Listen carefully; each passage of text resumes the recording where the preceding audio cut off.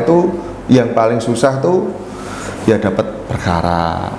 Jadi jangan milih-milih perkara untuk kawan-kawan yang baru itu. Kenapa? Ada orang lagi foto lensanya tutupan ini. Berani rumah bersama Tuhan. Berani rumah bersama Tuhan.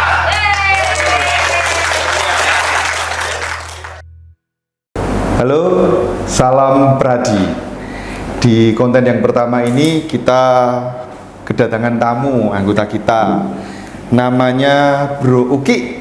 Nama lengkapnya siapa? Nama lengkapnya Muhammad Dasuki, Pak Ketua. Muhammad Dasuki. Jadi panggilnya Bro Uki. Bro Uki. Ini lahir di mana, Bro? Lahir dulu di Pekalongan. Pekalongan. Ya. Kemudian istri dinas di sini, beraktivitas jadi pengacara di sini. Betul. Jadi istrinya Kaliwungu, jadi hanya sekarang lebih memilih tinggal di perbatasan Semarang dengan Kendal. Tinggallah di daerah Ngalian lah. Ngalian. Deket sama sekretariat. Dekat sama sekretariat. Oh, Bro Uki, ini bisa di-share ke kawan-kawan pengalaman kenapa kok bisa menjadi advokat, motivasi atau asal muasalnya seperti apa, Bro? Jadi gini, Pak Ketua ya, Pak Ketua Pradi nih. Awal itu dulu sih senior HMI minta ngapain lu jadi wartawan terus, katanya begitu. Kenapa? Wartawan terus, ya, basicnya karena wartawan pada waktu itu gajinya kurang lebih masih 2,5 juta satu bulan. Itu kalau yang sudah karyawan tetap, Pak Ketua. Gitu. Tapi kalau yang Media cetak itu atau dulu online? sudah mulai online kan, online. Ya, sudah mulai online. Itu kurang lebih sekitar 2,5 juta. Tapi kalau awal-awal jadi sebelum karyawan tetap itu statusnya kontributor itu per berita itu harus tayang berapa kali berita dalam sehari. Kalau taruhlah itu satu berita berarti angkanya sekitar 5.000 sampai 10.000. Jadi sangat kecil ya. Nah, itulah awal kenapa seniorku bilang, kamu ngapain jadi wartawan terus kayak saya itu loh, jadi pengacara cepet kayaknya begitu, cepet sugihnya gitu. Jadi awal begitu kan. Nah, awal ceritanya begitu. Kamu kan jaringannya banyak gitu. Ya, ya lumayan sih Mas, aku bilang. Gimana no? Itu toh dimanfaatkan toh. Jadi apa? Teman-teman jaringanmu di provinsi, di Pemkot Semarang itu kan pejabat-pejabat politik kan banyak itu kan. Mintanya aja 500 gendep 4 juta, kamu sudah bisa daftar ke PKPA begitu. Kamu ya itu awal-awal. Jadi awal-awal lahirnya cerita, kamu kalau jadi wartawan sebulan 2,5 juta itu ya, buat daftar PKPA nggak cukup gitu. Dah, sekarang kamu ada uang berapa begitu? Saya ada uang 1 juta gitu kan. Akhirnya pada waktu itu aku dibawa ke, dulu tuh masih karena masih Pradi, ya masih single bar kan, dulu di Bu Murni Untak dulu. PKPA ya, PKPA-nya betul. Kalau sekarang kan banyak online ya, di online di Facebook, tiap orang sekarang sudah banyak PKPA ya. Dulu itu satu pintu informasinya nggak seperti sekarang begitu. Jadi hanya lewat ke Bu Murni di Untak itu, nanti uang pendaftarannya dititipkan di situ. Pada waktu itu ya tahun-tahun 2012 2013 lah. Nah, punya uang cuman hanya 1 juta. Jadi motivasi awalnya itu karena gara-gara seniorku bilang itu, kamu kapan cepet kayanya begitu. Cerita begitu. Iya. Gitu. Terus setelah itu kan ada beberapa advokat yang mempunyai spesialisasi masing-masing. Ini beliau juga ketua Ormas di Pekalongan. Nah, ini ada beberapa perkara yang menarik, Bro, untuk kita sharingkan. Nek senior mesti banyak cerita. Ini untuk yang junior biar menambah perbendaharaan cerita. Mas Ezra dekat terus. Jadi untuk awal-awal itu dulu kan masih pakai motor ya. Dulu itu saya itu awal itu nangani perkara itu langsung di Sragen. Iya, di Sragen pada waktu itu kan. Persoalannya kan ya kondisi orang sudah rugi usaha, ya uangnya nggak balik, modalnya nggak balik. Pidana perdata bro. Itu pada waktu itu perdata waktu itu. Nah, dia sudah nggak bisa ngapa-ngapain kan begitu. Artinya untuk makan saja sudah nggak cukup ya. Nah, tapi aku sendiri kan bingung loh. Ini mau jadi klienku tapi kok mau makan aja susah begitu kan. Buat keseharian aja susah. Terus gimana kalau aku nanti perjalanan ke Sragen begitu. Nah, akhirnya pada waktu itu awal-awal saya sampaikan ke yang bersangkutan, udah diusahain lah, sisanya nanti untuk makan, untuk transport saya tak naik bis, enggak apa-apa begitu. Jadi saya itu awal itu akhirnya bisa diberi untuk hanya naik bis sama makan aja gitu. Ya sudah pulang aja, udah alhamdulillah lah bisa pulang begitu ya, tapi nggak sampai gembel. Rembol. Nggak sampai jadi OWW, nggak sampai. Ya akhirnya awal-awal itu ya saya jalani dulu gitu kan, karena memang dia sudah kondisinya sudah jatuh ya, sudah nggak punya apa-apa, terus siapa lagi gitu kan. Nah, bahkan kayaknya juga saudaraku kayaknya juga menghindar ya untuk dimintai tolong begitu ya sama yang bersangkutan, sama klien pada waktu itu. Nah, akhirnya saya cukup diberi uang transport naik bis sama makan. Jadi kalau naik bis itu, kalau saya kan dulu kos awal-awal ya di Semarang kan lama. Nah, kos itu harus ke mana itu ya, ke Sukun gitu, ke Sukun Manjumane, naik bis dulu ya sampai Solo baru sampai ke Sragen. Saya harus naik bis gitu. Itu selama kurang lebih sekitar, karena ada perlawanan nih, hampir 3 bulan saya lakuin, saya jalani begitu. Nah, dari situ 3 bulan saya jalani kelas ya, karena saya juga masih minim pengalaman pada waktu itu. Jadi kurang lebih hal yang paling mengesankan adalah naik bis itu. Naik bis itu. Aku naik bis itu jarang. Dulu kuliah ya. Kuliah dari Kudus ke Semarang itu bisa dihitung nggak kurang dari 3 kali tok. Lebih seneng naik motor. Nek ndak bonceng konco nih. Oh, jadi naik bis ke Sragen. Sragen itu. Terus selama di Ormas itu pernah nangani yang bentrok-bentrok nggak bro? Kalau di Ormas itu pasti namanya basisnya basis Mas Anu ya, kelompok-kelompok. Artinya rata-rata mungkin orang berpikirnya Ormas itu pasti negatif. Ormas itu pasti dianggap sebelah mata. Ya sebetulnya tidak semuanya begitu, tetapi pasti di lembaga yang baik pun pasti ada namanya oknum.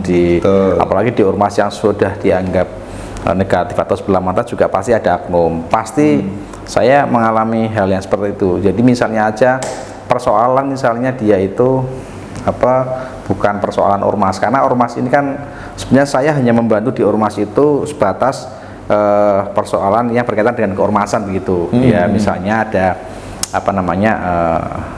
ormas sesama ormas bersinggungan begitu, ada kelompok A, kelompok B. Nah, itu baru wilayah saya di situ. Tapi ini anehnya teman-teman ini kan namanya oknum ini nggak bisa semuanya, kadang sama yang saya sampaikan. Kadang mereka itu masalah pribadi gitu kan, masalah pribadi. Misalnya dia utang finance gitu kan, punya tagihan sudah jatuh tempo, sudah 3 bulan, 4 bulan tidak bayar, kadang malah bacok gitu kan. Lah kadang sama kolektornya atau sama debitornya kadang malah rame gitu kan. Nah, kadang malah fight sendiri, malah kadang sampai terjadi yang seperti itu, yang mungkin beberapa lihat di berita ataupun di video-video medsos yang tersebar ya, kadang seperti itu ya.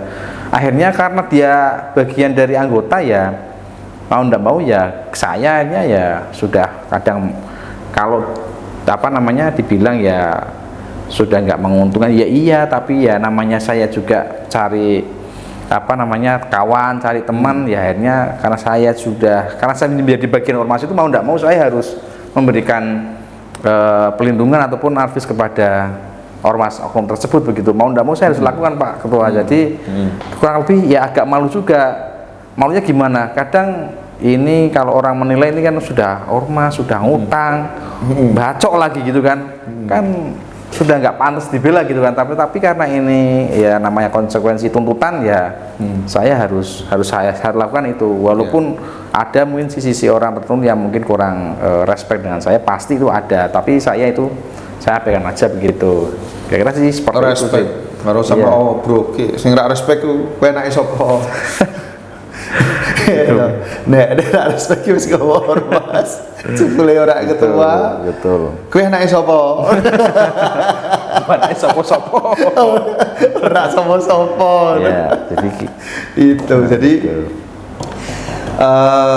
suka dukanya nek suka ya dapat rezeki suka. Iya, suka. Dukanya ya tadi untuk menjadi pengacara itu mungkin menambahi ya bro. Untuk menjadi pengacara itu awal-awalnya yang paling susah tuh ya dapat perkara. Jadi jangan milih-milih perkara untuk kawan-kawan yang baru itu. Kenapa? Ada orang lagi foto lensanya tutupan ini. Ini tidak apa-apa, ini mengalir saja. Oh, ini konten pertama. ngombe dewi mah bisa saya kira apa-apa lah. Tidak apa-apa. Jadi misal ada orang mempercayakan kasusnya, mempercayakan hidupnya, ya jangan ditolak, ya bro ya. Iya.